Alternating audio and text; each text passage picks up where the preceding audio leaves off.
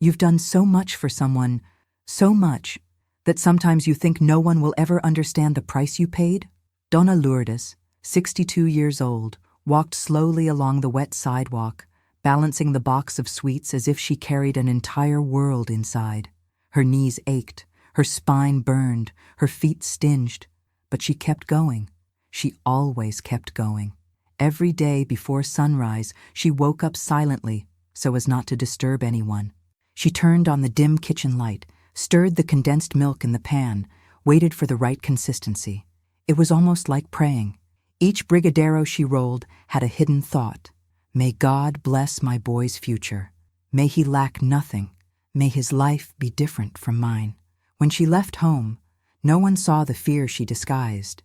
Fear of not selling, fear of getting sick, fear of failing, but she never said anything. She just adjusted the scarf on her head, suppressed her tired smile, and kept walking. And while she sold sweets on crowded buses, at school gates, in the scorching sun, in the freezing rain, her son studied. He spent nights with open books, scattered notebooks, deep dark circles under his eyes. She watched from afar. He wanted to grow up, and she wanted to be the bridge. Years and years like that. Lourdes thought it all happened in silence, that no one saw, that no one knew, that a mother's sacrifice always remained hidden under the rug of time. And when her son got his first job and began to walk through the world with hurried steps, she thought she had become small in his life, almost invisible. Until one day, without warning, she found a simple envelope in the mailbox with her name handwritten on it. An invitation. No explanation. Just a place, a date, a signature she didn't recognize. She thought about not going. She thought it was a mistake. She thought about 1,000 things. But she went. She sat in the last row of the auditorium, huddled up, hidden, afraid of being in the wrong place. She looked around, full of doubts, not knowing what to expect. What she didn't imagine was that night wasn't about the university. It wasn't about an event. It was about her, and that everything she had done in silence was about to be brought to light. Lourdes' story never started big. It started small, silent. One of those stories that no one writes about, but that sustains the world. Still young, she worked as a seamstress in a warm little room full of colorful threads and overdue bills. She lived in hardship, but smiled at her young son as if she had everything. The child's father left the scene early, leaving only broken promises and a loneliness she never had time to feel. Lourdes didn't cry. She just gathered the pieces and moved on because she had a boy in her arms and a whole future to build. Enrique grew up watching his mother transform almost nothing into everything. She shared bread, stretched the beans, sewed late into the night. She was the kind of woman who didn't say, "I'm tired," even when her whole body screamed it. She always repeated, "Son, if I work today, you can study tomorrow." He believed her, and so did she. When money really got tight, Lourdes looked for another way to survive. One day, almost by chance, she made some brigadeiros, Brazilian chocolate fudge balls, to sell. She sold them all. The next day, she made more. She sold them again. And so it began. A dream wrapped in aluminum foil. The years went by, and Lourdes' routine molded itself to sacrifice. She woke up when the city was still asleep. She strained coffee, stirred the condensed milk in the pan, spread butter on the bread saved from the previous day. She went out to sell with a tired face, but with a strong heart. She endured rain, sun, and jostling on crowded buses, but she never brought a complaint home. To the world, she was just the candy maker. To Enrique, she was everything. And she made a point of hiding every pain, every varicose vein, every bit of dizziness. When her son asked, "Mom, are you okay?" she smiled with that motherly smile that tells the most beautiful truth and the most common lie in the world. "I'm great, my son. Better now that I've seen you." Enrique grew up, studied, got good grades. And as time went on, he began to realize the weight she carried. But Lourdes was a master at disguising it. She didn't want him to feel responsible for her suffering. She just wanted him to fly. When he entered adolescence, the jokes began. Classmates laughed. Some shouted in the street, "Look, there's Enrique's mother, the brigadeiro seller." and Henrique, even young, defended her. But Lourdes always pleaded, "Let it go, son. The important thing is for you to keep going." Seeing the boy dedicating himself to his studies, she found strength where there seemed to be none left. His future was the greatest prayer of her life. Each step he took was also a victory for her, and even when exhaustion told her it was time to stop, she persisted. "His studies are worth my effort. They're worth everything." And they truly were. But, over time, as Henrique began to work and became busier, Lourdes believed her sacrifice had become invisible. She began to think that no one saw what she was doing, that no one knew what she was giving up, that her silent love existed only to be swallowed by routine. She didn't complain. She never complained, because a mother's love doesn't demand anything. It only gives until it hurts. She simply continued, believing she was fulfilling her destiny, pushing her son into life, even as her own life grew increasingly burdensome. Deep down, very deep down, she only had one fear, the fear that everything she had done would be forgotten. And this fear grew slowly, like a thread of sewing that comes loose without anyone noticing, until the day she received that mysterious invitation. Without knowing, without predicting, without expecting, life was about to give back everything she had given. Dona Lourdes's routine was always the same, but it was never easy. Even before the sun touched the rooftops, she was already up, her eyes still burning from the little sleep she'd gotten the night before. The smell of melting chocolate filled the small kitchen as she patiently and carefully mixed the brigadeiro, like someone preparing an entire future with her own hands. Everything was slow, meticulous, repeated every day, but each movement carried love. Lourdes had no rest, no days off, no holidays.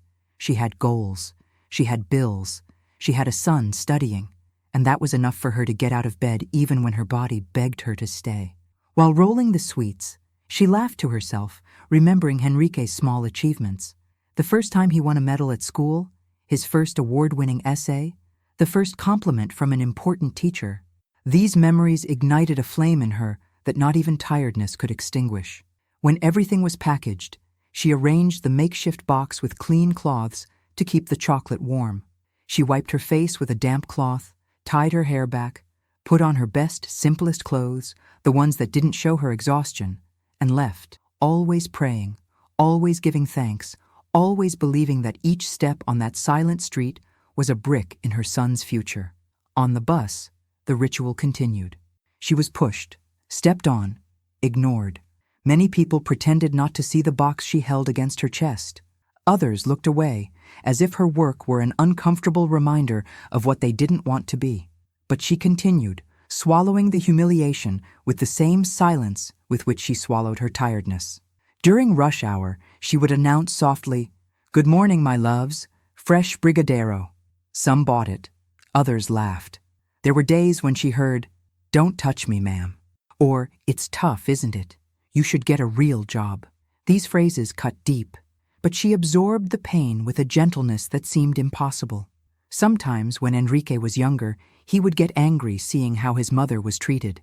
And Lourdes would always say, "Son, what matters isn't how they treat me. It's who I am." As time passed, Enrique grew up, went to college, and got an internship. He started coming home late, almost always too tired to notice that his mother's box of sweets was lighter some days, and almost full on others.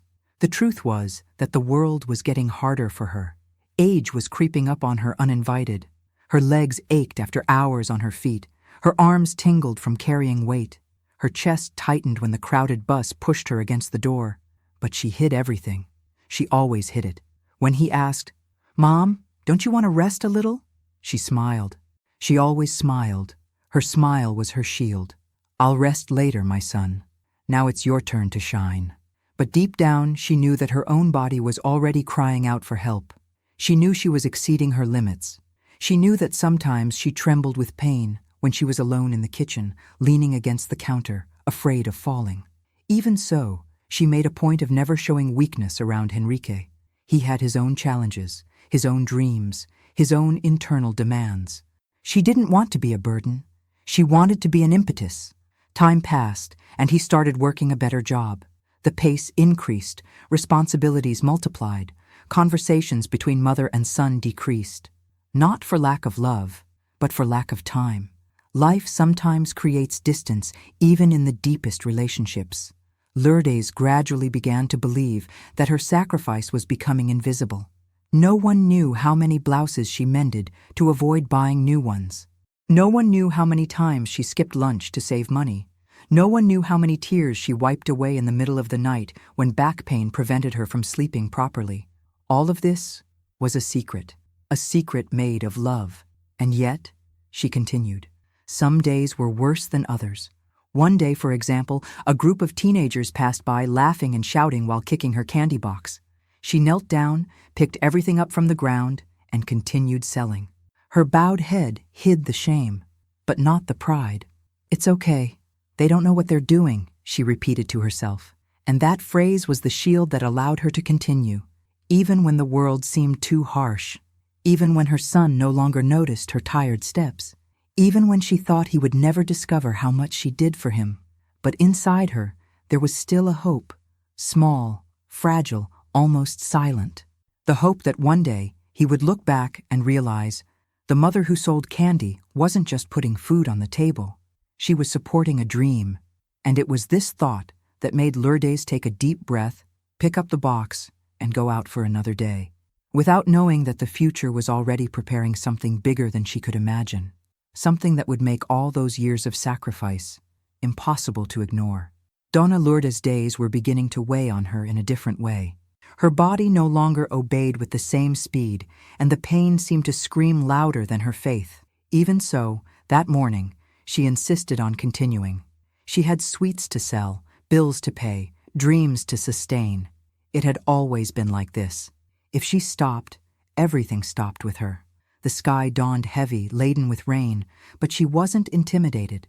She prepared the brigadeiros with the same delicacy as always, placed them in the makeshift box, and headed for the bus stop.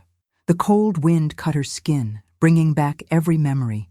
But what hurt most wasn't the cold.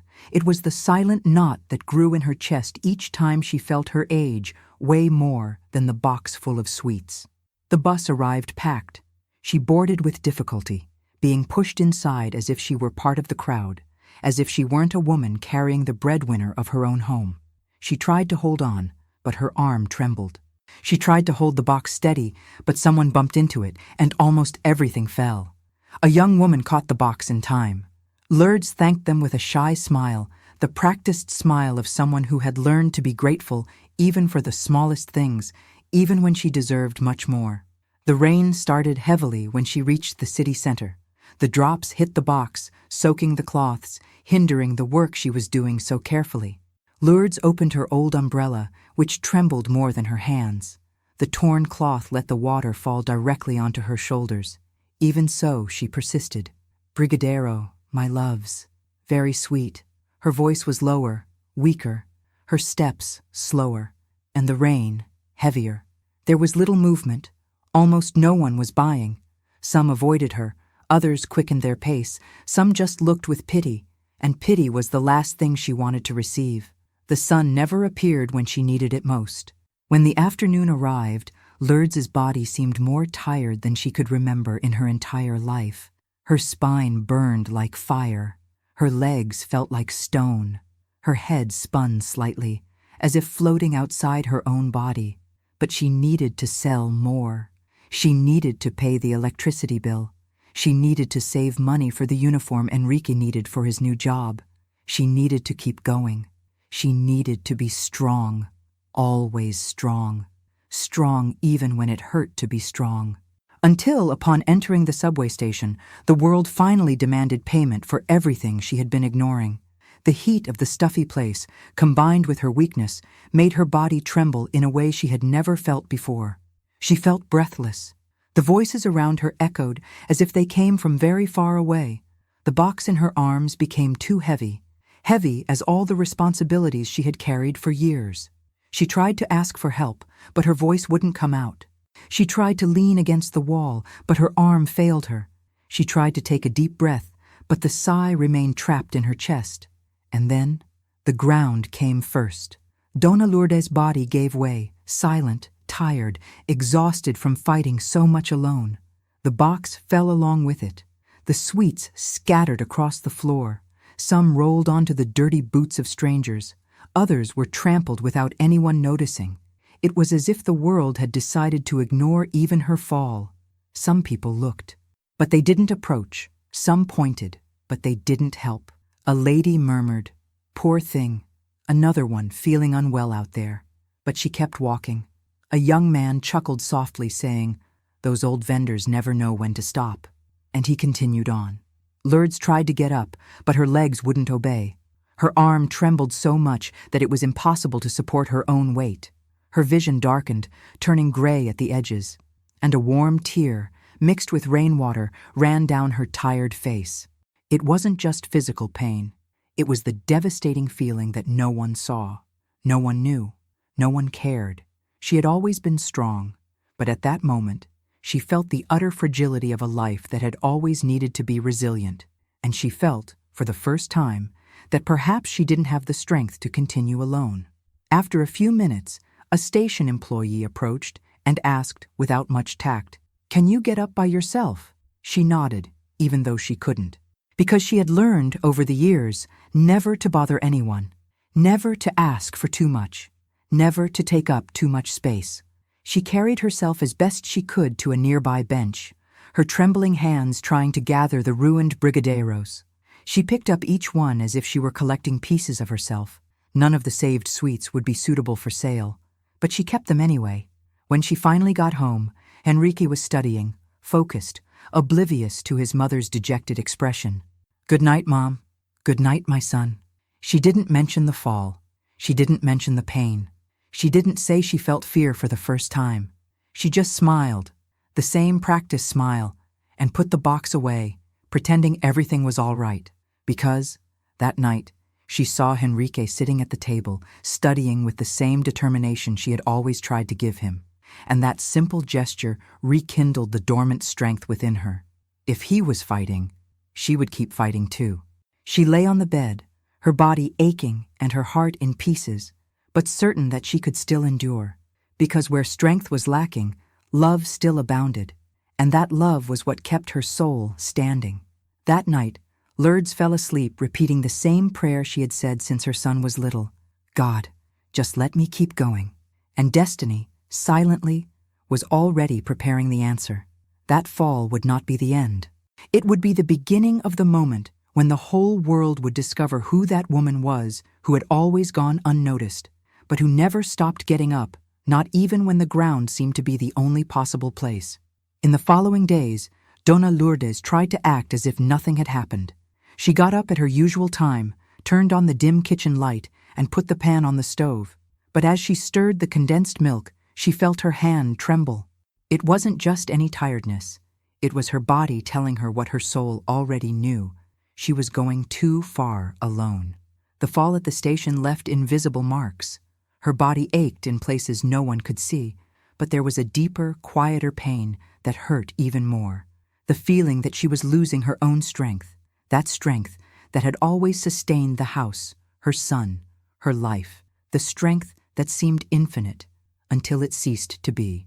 Even so, Lourdes put the brigadeiros in the box. She looked in the mirror for a moment. She saw a tired face marked by years of struggle, but still full of love. The scarf on her head was crooked, but she adjusted it, not because she wanted to look better, but because she always dressed up for the world, even if the world never looked back. When Henrique woke up, he found the table with fresh coffee and simple bread. "Mom, you woke up early again? You never rest." "I'll rest later, my son. Now it's time to fight." She said this smiling, so as not to weigh down his heart, but when he left, the house became too small to contain her silence. Lourdes sat on the bed and took a deep breath. For a moment, she wanted to cry, but she held back. Her hands touched her knee, which still ached from the fall. The memory of the station came flooding back. The cold floor, the people passing by, the harsh words, the overwhelming loneliness. She thought about giving up. She seriously considered it. But looking at the table, she saw Henrique's notebook, open, full of notes, with hurried handwriting. He had spent the night studying while she fought against her own weakness. That image ignited what little remained inside her. I've endured so many years. I'm not going to fall now. Even saying that, the fear persisted, because for the first time she felt that her body no longer kept pace with her faith, and that scared her more than any financial difficulty. Sales weren't going well. Her legs didn't respond as before. Her arms complained. And for the first time in her life, Lourdes began to think she was failing her son. The idea that he might be disappointed in her cut deeper than any physical pain.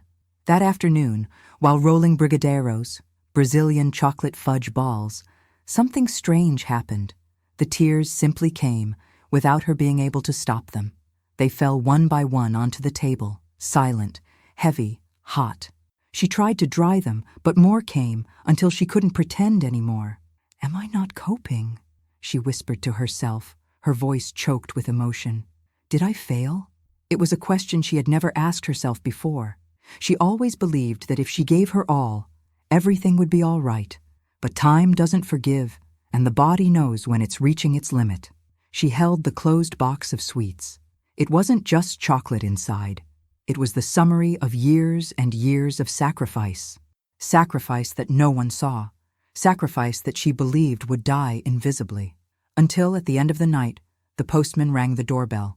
"Mrs. Lourdes, there's something for you." She was surprised. Almost nothing ever arrived. She signed the paper, trembling. She picked up the envelope. It was simple, white, with her name handwritten on it. Did she recognize Henrique's handwriting? No, it wasn't his, nor anyone she recognized. She stared at the paper for long seconds. Part of her wanted to open it immediately. Another part, tired and hurt, was afraid. Afraid it was a bill. Afraid it was something worse. Afraid it was anything she didn't have the strength to face at that moment. She put the envelope in the drawer and decided to wait. But the envelope seemed to call to her, as if it carried something she needed to know. That night, alone, with the house silent, she decided to open it. It wasn't a bill. It wasn't a demand. It was a beautiful, elegant invitation, with her name written in a respectful way, as no one had done in a long time. Her heart raced as she read each line. "We invite Your Excellency to a special ceremony. Your presence is indispensable." But it didn't say why. It didn't say who invited her. It didn't say what would happen. Only the date, the time, and the place. A university she had never entered. Lourdes frowned. She thought it was a mistake. She thought about returning it. She thought about giving up. After all, why would someone like her be invited to something so elegant? But deep down, something told her that the invitation wasn't for nothing, that perhaps, just perhaps, there was a greater reason behind it. That night, before going to sleep, she pressed the envelope to her chest and whispered, "Whatever it is, may God give me courage." She didn't know it yet, but that simple piece of paper would be the beginning of the change her soul had been waiting for years. The day marked on the invitation arrived faster than Dona Lourdes expected. Since finding that note on the door, her heart seemed to beat at a different rhythm, a mixture of anxiety, fear, and a curiosity she herself tried to suppress. She didn't know who had sent it or why, but something inside her, some gentle voice that had always guided her through difficult times, told her she needed to go. So, that night, she chose her finest dress, though simple, carefully ironed. She tied her hair back with the same elastic she had worn for years and applied a lipstick that was almost finished. She looked in the mirror and saw a tired woman, but firm. A woman who had weathered storms and could still stand. At the bus stop, she clutched her purse tightly. She looked like a girl going to her first school performance. The journey was slow, noisy, full of conversations, announcements, honking horns. But inside her, everything was silent. She tried to imagine what would happen, trying to prepare herself for disappointments, because life had already taught her not to expect too much.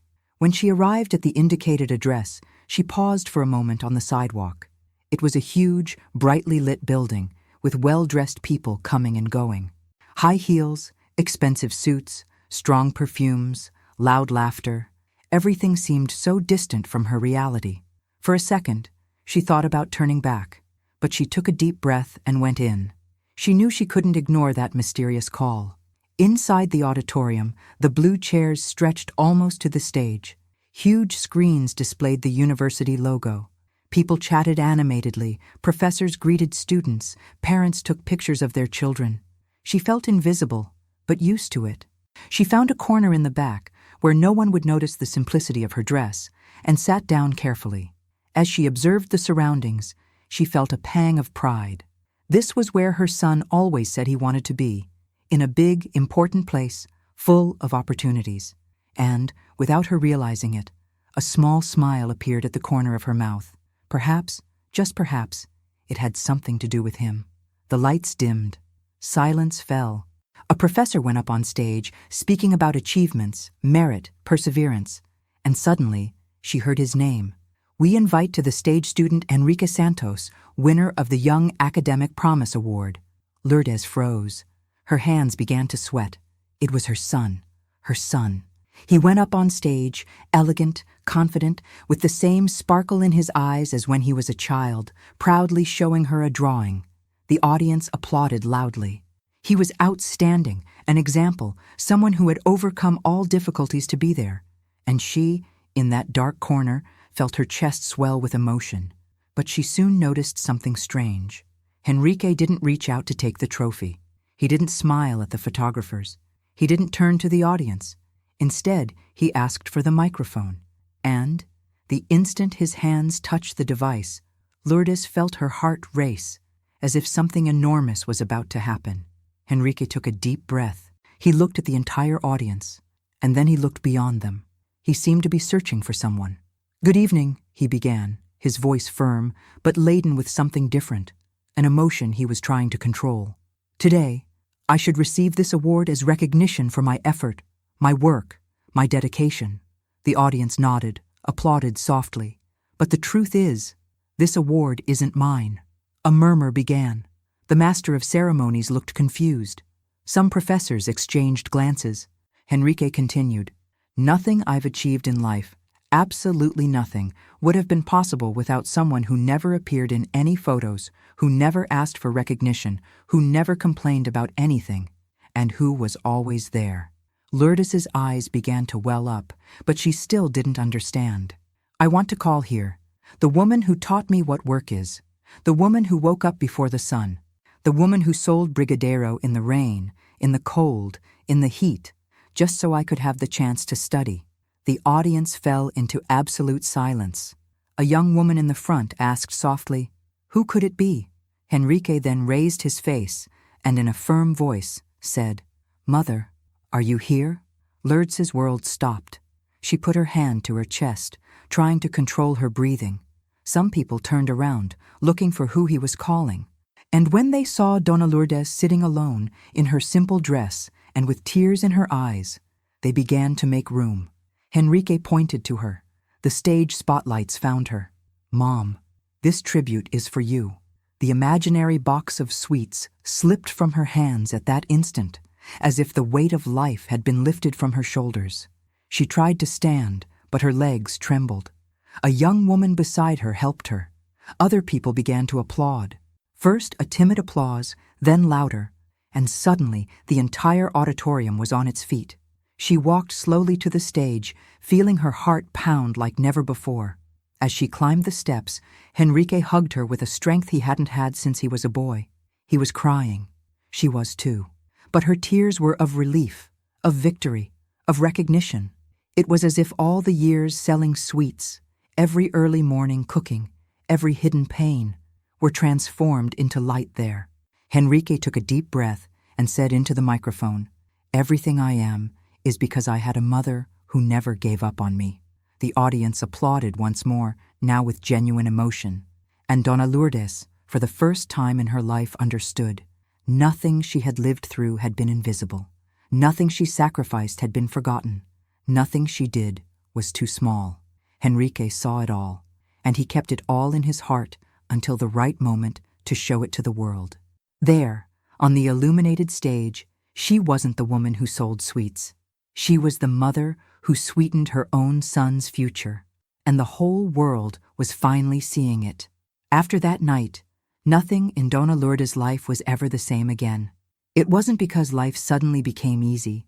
It wasn't because money started falling from the sky. It was because, for the first time, Her heart felt that she hadn't lived in vain. In the days following the tribute, her name spread like wildfire.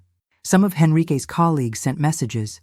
Others went to her house in person to meet the mother of the brigadeiros, Brazilian chocolate fudge balls. University professors made a point of hugging her and saying sincerely, "Your sacrifice changed the story of one student, and because of him, it changes the story of many." Lourdes listened to everything with a mixture of surprise and humility. She never saw herself as a heroine, only as a mother. Henrique, on the other hand, seemed like a different man. More than a son, he now behaved like someone who truly understood the weight of the word gratitude. He began to closely follow her routine, to ask more questions, to observe with different eyes. "Mom, from now on, you won't carry this weight alone anymore." And he wasn't just talking about the box of sweets. He was talking about her whole life. He no longer ignored the varicose veins in her legs. He no longer pretended not to see her calloused hands, her slumped shoulders, the tiredness disguised in her smile. For the first time, Henrique saw his mother as someone who also needed to be cared for. Over time, Dona Lourdes's story began to inspire other people. The teacher responsible for the award invited her to speak at a small meeting with parents of students. She almost refused shyly, thinking she wasn't good with words. But Henrique insisted, "Mom, you don't need to know how to speak beautifully. You just need to tell the truth. Your way is already beautiful." And she went. She sat in a simple chair, microphone in hand, the same hands that had so often wrapped sweets to secure his future. There, before strangers, she recounted how she started selling brigadeiros, how she took crowded buses, how she fainted one day at the station and still decided to continue. She spoke of faith, she spoke of fear, she spoke of love. No one blinked. Some mothers wept silently. A father clenched his hands, thinking of the times he had complained about having so little. At the end, she was applauded, again, standing. But this time, the applause had a different weight within her. It didn't seem like a distant tribute. It seemed like a hug. As the months passed, Henrique grew in his career. He was promoted. He got a raise. He managed to organize his finances. And the first thing he did, with the money that began to be left over, was to look at his mother and say, "You don't need to work like this anymore. If you want to continue with the sweets, let it be because you like it, not because you need to." Lourdes remained silent. Her head told her she should stop, that she had already given all she had to give, but her heart knew that those sweets represented much more than income.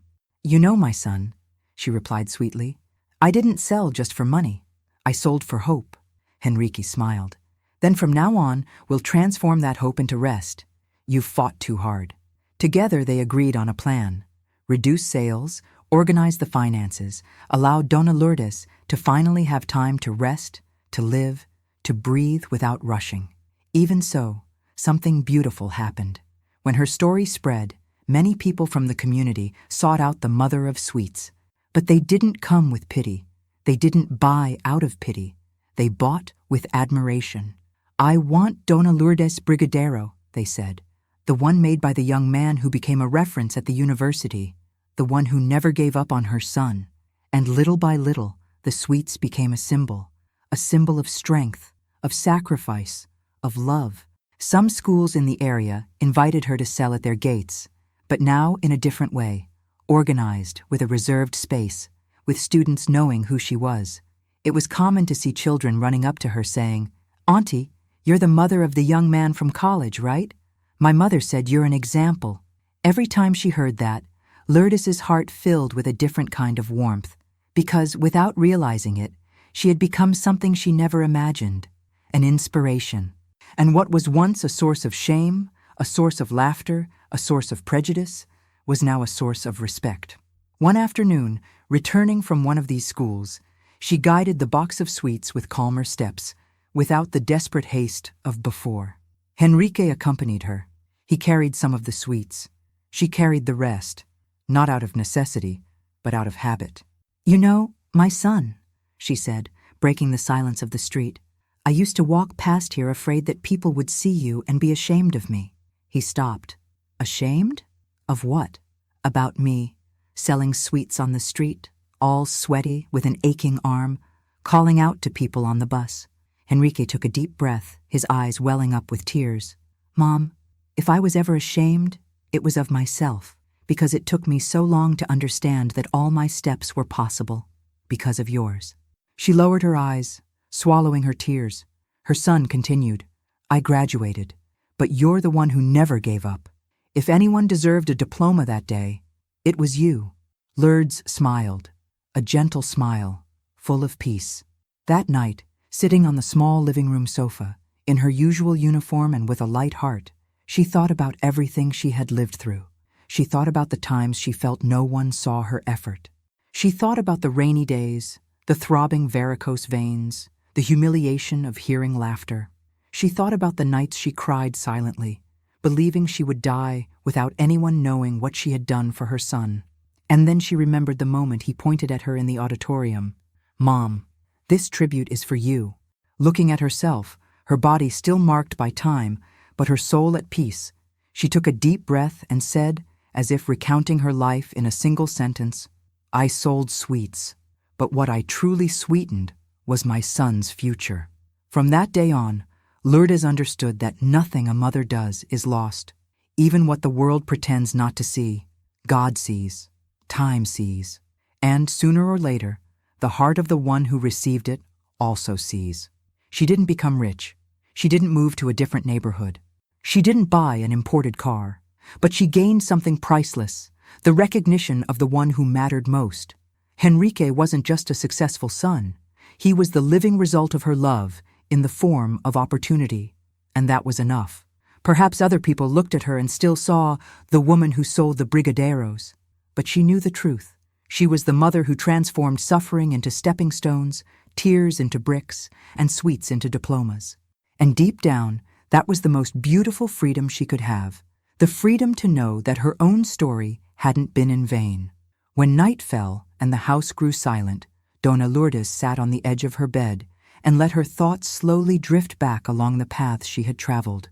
Each memory seemed to come with the scent of chocolate, of warm dough, of burning sugar, memories that hurt and healed at the same time. She closed her eyes and saw herself younger, balancing trays, running after buses, trying to sell one more sweet to pay for another notebook, another bus fare, another tuition fee. She remembered the times she thought she was alone, the times she believed her effort would never be seen, the nights she cried softly so her son wouldn't wake up. For many years, she thought she was invisible. She thought that, in the end, she would only be a mother who fought, and nothing more. But in that auditorium, when her son pointed at her in front of everyone, she realized a truth that changes any mother's heart. Nothing born of love is lost. Nothing done in silence fails to resonate one day. No sacrifice goes unanswered. Lourdes understood that the love she gave, whole, suffering, humble, had germinated in a man who carried within him everything she had planted.